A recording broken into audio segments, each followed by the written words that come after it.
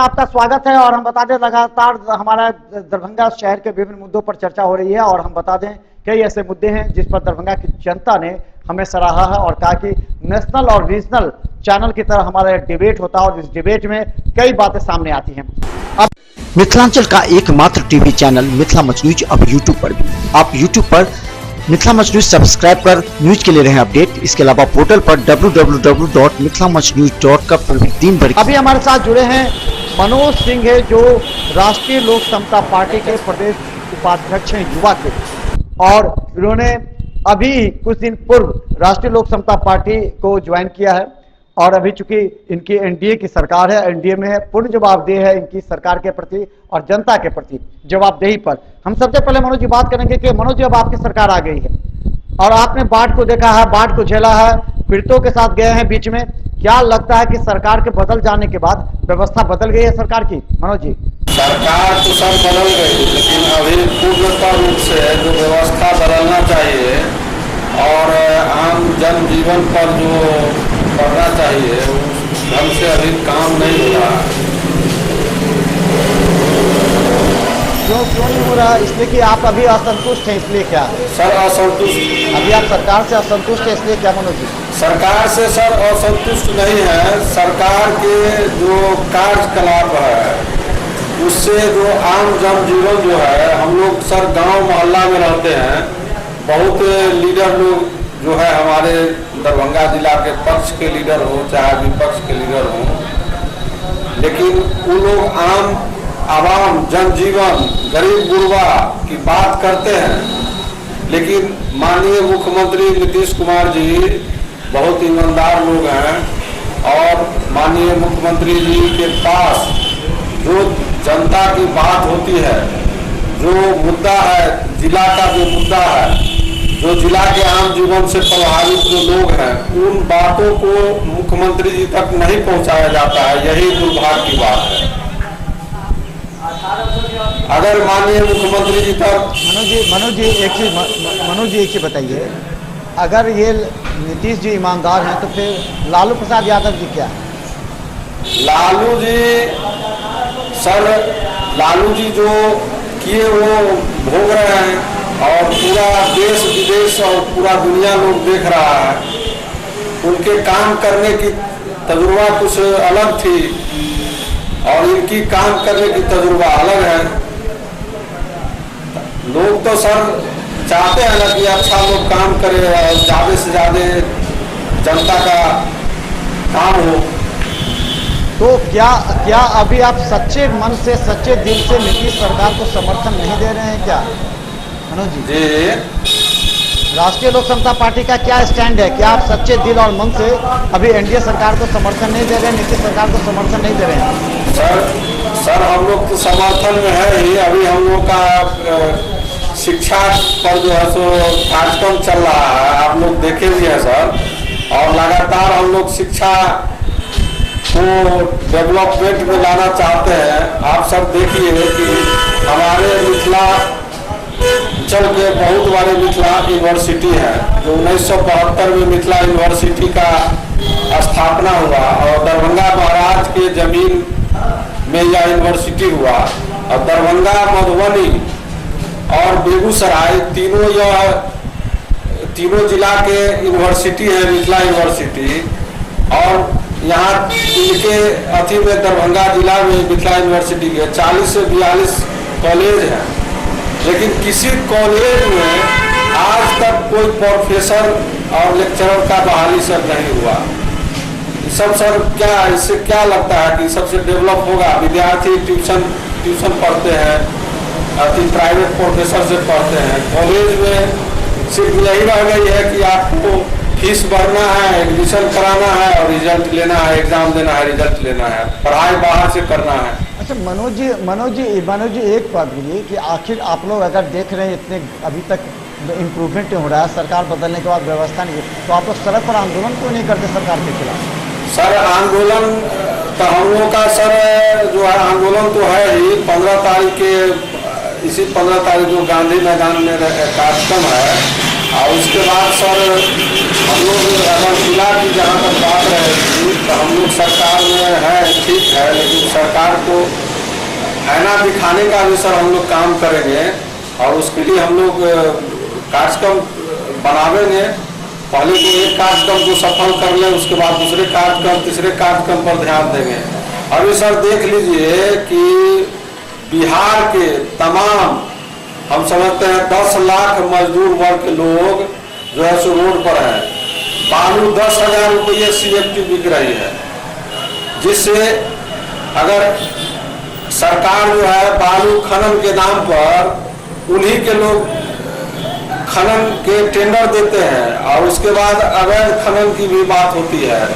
और इस परिस्थिति में न सरकार का काम हो रहा है, न प्राइवेट लोगों का काम हो रहा है। सरकार जब इंदिरा आवास दी है, अब कुछ दिन पहले अखबार में पढ़े कि जो इंदिरा आवास का निर्माण नहीं करेगा तो उस पर हम लोग जो है सर्टिफिकेट केस करेंगे। किसी प्रखंड की बात अखबार में आई थी, याद नहीं है। और हम लोग जब लाभार्थी से पूछते हैं तो कहता है कि 10,000 रुपये CFT बालू है, इसमें हम कहाँ से मकान निर्माण करेंगे, कहाँ से सरकार का सपना साकार होगा। तो मनोज जी, आखिर कब तक क्या इसी तरह व्यवस्था बदलेगी? आप लोग को बाढ़ के दौरान आपने देखा बाढ़ राहत के लिए नाव नहीं मिली थी कई जगह पे। इसके अलावा अभी तक राहत का जो अकाउंट में जो सभी अपने अपने तरफ से अकाउंट नंबर लेकर के जमा कर दे, लेकिन अभी तक अकाउंट में आपके बहादुरपुर प्रखंड की बात करें, कितने के अकाउंट में पैसा है ये भी आप जानते हैं? एकदम सर, आपके तरफ से क्यों नहीं है? सर बात सही बात है कि अकाउंट में पैसा राशि जो है सो नहीं जा रहा है। इसमें प्रखंड के पदाधिकारी और पंचायत के जो जनप्रतिनिधि होते हैं वो भी इसमें कहीं न कहीं दोषी हैं, कहीं भेदभाव करते हैं, कभी उसका नाम काटते हैं, कभी उसका नाम जोड़ते हैं। तो ये सब भी कमी है सर। और जो है सो हम कहते हैं सर बाढ़ राहत एक तो आप क्या करेंगे? आप तो काफी उग्र तेवर के रहे हैं मनोज जी, आप क्यों नहीं धरना प्रदर्शन करके, आप क्यों नहीं प्रखंड विकास पदाधिकारी पर या प्रखंड पर दबाव डाल करके अपने आपके क्षेत्र में जितने भी बाढ़ पीड़ित उन तक राहत पहुंचाने का काम कर रहे हैं? आपकी क्या जिम्मेदारी? आपने देखा होगा जिस समय से बाढ़ आई थी उस समय से लगातार, और आप भी सर कई जगह मिले हैं, या बाढ़ से डूबने के प्रांत चाहे बाढ़ में भयावह दृश्य के परिस्थिति में हम लोग सभी जगह, हम लोग पार्टी के सभी कार्यकर्ता और पार्टी के नेता करीब हम बहादुरपुर विधानसभा में तमाम पंचायतों में हम लोगों ने गए हैं। हम लोगों के साथ मौका हमारे गठबंधन के बिहार सरकार के माननीय मंत्री मदन सहनी जी खाद्य आपूर्ति मंत्री हैं, वो भी उनके साथ भी मौका मिला है करीब बहादुरपुर विधानसभा में घूमने का, और उनके साथ भी हम लोगों ने कई जगह जो है सो जाने का काम किए हैं सर, और जनता का समस्या सुने हैं। हम लोग जहाँ तक की बात रहती है हम लोग पार्टी के लोगों को और पार्टी के पदाधिकारी सभी लोगों से मिलके जनता की समस्याओं को रखने का काम करते हैं। और इसमें कहीं ना कहीं सर प्रशासन, हमें लगता है मनोज जी जनता के बीच में एक मैसेज भी ये है कि अभी राष्ट्रीय लोक समता पार्टी दुविधा में है कि क्या करे। जब से भारतीय जनता पार्टी की सरकार बनी है और सरकार बनाने के क्रम में उनकी अवहेलना की गई है, उसके बाद से राष्ट्रीय लोक समता पार्टी थोड़ा सा दुविधा में है कि क्या करे ना करे। राष्ट्रीय जनता दल के महागठबंधन की में कभी उनके कार्यों की सराहना करते हैं तो कभी आलोचना करते हैं। तो ये दुविधा कब तक है आपकी? जब तक आप रैली करेंगे तब तक दुविधा है या उससे पहले भी कोई दुविधा है? स्पष्ट करेंगे। नहीं सर, इसमें सर अभी कोई दुविधा की बात नहीं है, और सारे नेता चाहते हैं कि हमारी सरकार बने, इसमें किसी भी पार्टी के लोग हों, और हमारे पार्टी के राष्ट्रीय अध्यक्ष जी उपेंद्र कुशवाहा जी का एकदम पूरे बिहार के हर एक जिला में उनका हर एक संगठन को मजबूत करना, हर एक बूथ स्तर पर कार्यकर्ता को दुरुस्त करना, और ज़्यादा से ज़्यादा लोगों में जो अच्छी वातावरण बना रहे ये सब प्रचार प्रसार करना, और सरकार की उपलब्धि को भी जनता के बीच में रखने की बात उन्होंने हमेशा कहते रहते हैं। और पार्टी के सभी कार्यकर्ता लगे हुए हैं कि सिस्टम सुधरे, जब सिस्टम सुधरेगी और तब ये सर जनता का कल्याण होगा, जब सिस्टम ही नहीं सुधरेगी। तो धन्यवाद। हम बता दें कि 15 तारीख को, जैसा इन्होंने कहा कि 15 अक्टूबर को गांधी मैदान में राष्ट्रीय लोक समता पार्टी की एक विशाल, एक संगठनात्मक और एक दबाव सरकार और महागठबंधन दोनों को दिखाने की कि हमारे पक्ष में कितने लोग हैं।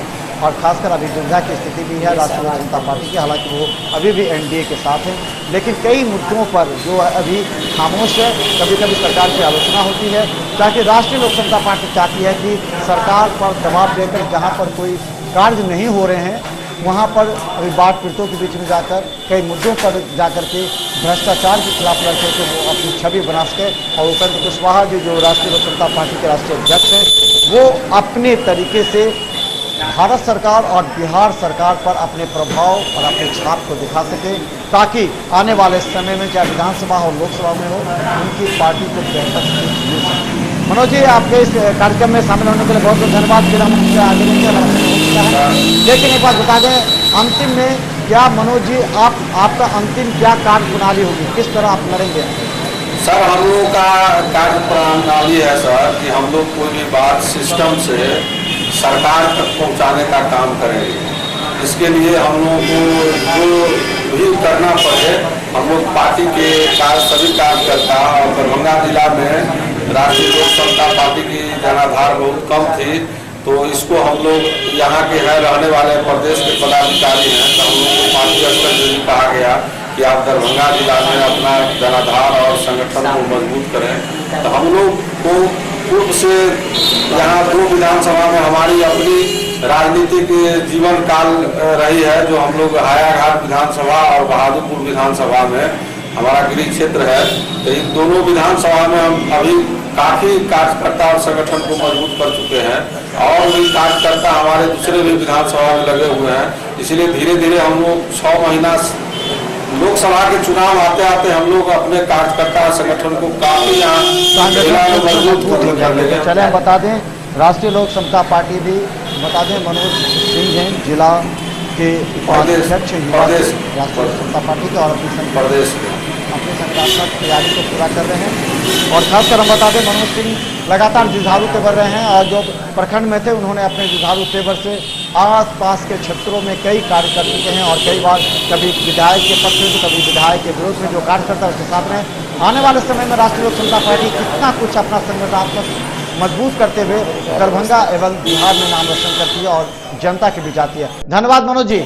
धन्यवाद सर आपको।